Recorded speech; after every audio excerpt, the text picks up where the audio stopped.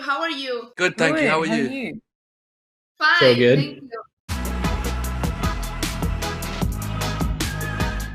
For me personally, I don't think it's changed how I view relationships, and it's something that people can take away what they want to. There's things from this relationship people can, I think, learn from or connect to or relate to, but I don't think it's personally changed my view of relationships.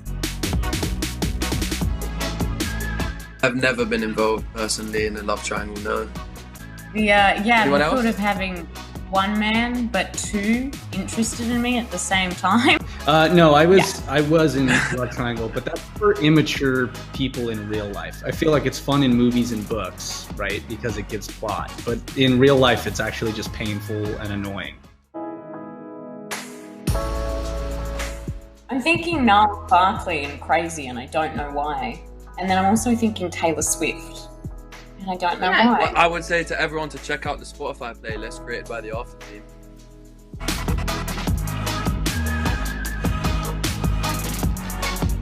Yeah, for that reason, funny enough, it felt good. I don't really like to play the same thing twice, for the most part. So I feel like for that it was pretty fun, and it was a really enjoyable ride, and I was able to kind of channel some things that I've learned in my life into the character. And so I had a great time on set, honestly, and it gave me an excuse to wear suits and glasses, which was kind of cool.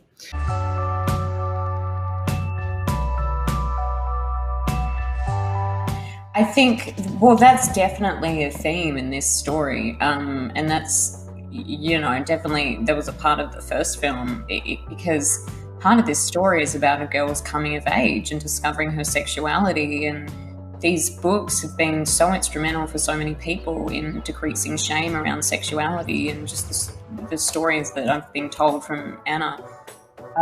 So I think there is something very feminist about decreasing shame around this, and about having another story with a female lead, and about just that topic. And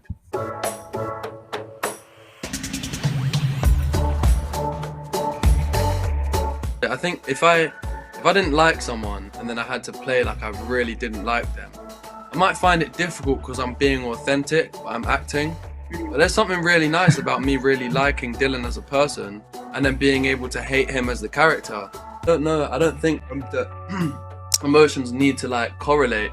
I think it's almost like nicer when they don't, maybe. So yeah, I really enjoy hating fucking Trevor and loving lovely Dylan. thank you for being so loyal. Thank you for being so supportive. I wish I spoke Spanish, but I do French in high school. Hola, ¿qué tal? Yeah, no, I would say the same as Joe. Big gracias to everyone in Spain. I love Spain. I've been lucky enough to go to Spain a few times. I love it there. I love all the people, and it's just such an honor to have such a big, passionate fan base there as well. So thank you to all of you guys. Hi, Anna. How are you? Good. How are you? Fine.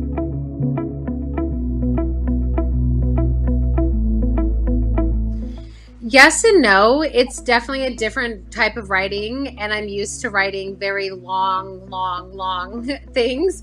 So it was hard for me to leave out a lot of detail that doesn't need to be on the page. It needs to be shown. So for me, once I learned that, it became a lot easier, because I like less is more on a script. It's the opposite of a book, but it was a little difficult, you know, cutting things out that I knew the fans would love, or changing things because we just had to make a better movie. But overall, it was a pretty good experience.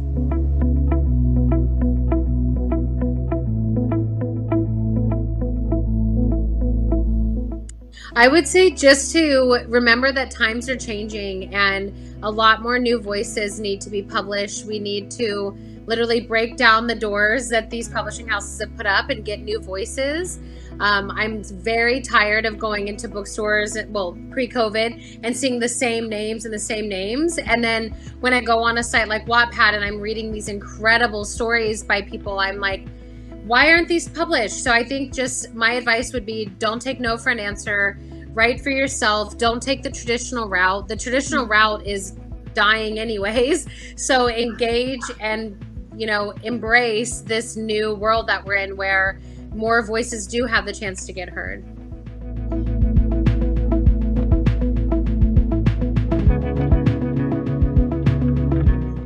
I think one, it's the realization of reality, and that not every young person has a perfect life with perfect parents and a perfect relationship, and they don't know who they are. And I feel like, I don't know the exact key, but I think it's just showing the intimacy and showing the connection that people can have.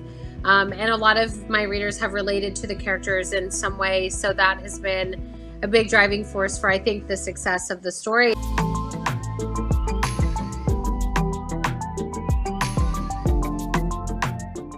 I think everyone can learn something, but I think it depends on each person on what exactly they're learning and where they are in their own life. I've had multiple people tell me different things, like, reading your books has really opened my eyes to my relationship with my dad and his alcoholism. I've had people say, I broke up with my boyfriend because I realized I was in a cycle and he was never going to change. I wouldn't take Hard and Intesta as a dating guide by any means, but I've had a lot of people take different parts of the book and really find something that they can, change in their life because of it.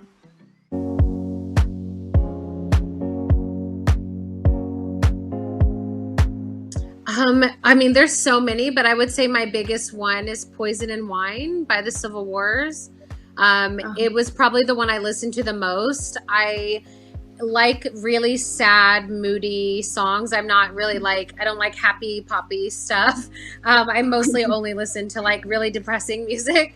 So that song for me is my kind of after theme song, I would say.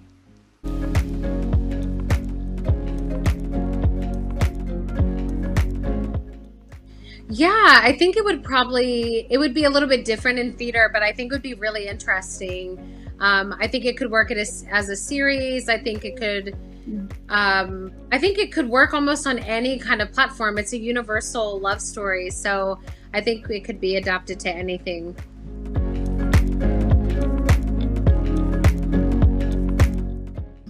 I can't say much, but I can say that we're all hoping that we get to come back and finish Hard and Tessa's story, and we will have more news soon.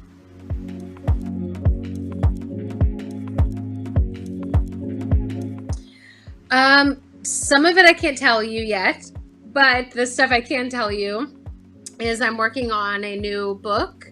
I also have the movie tie-in of After is coming out around the world. So I've been working a lot on the marketing of that. I have the sequel to the Brightest Stars called The Darkest Moon. And I have a kind of secret passion project book that I'm working on that I'm keeping very secretive for now.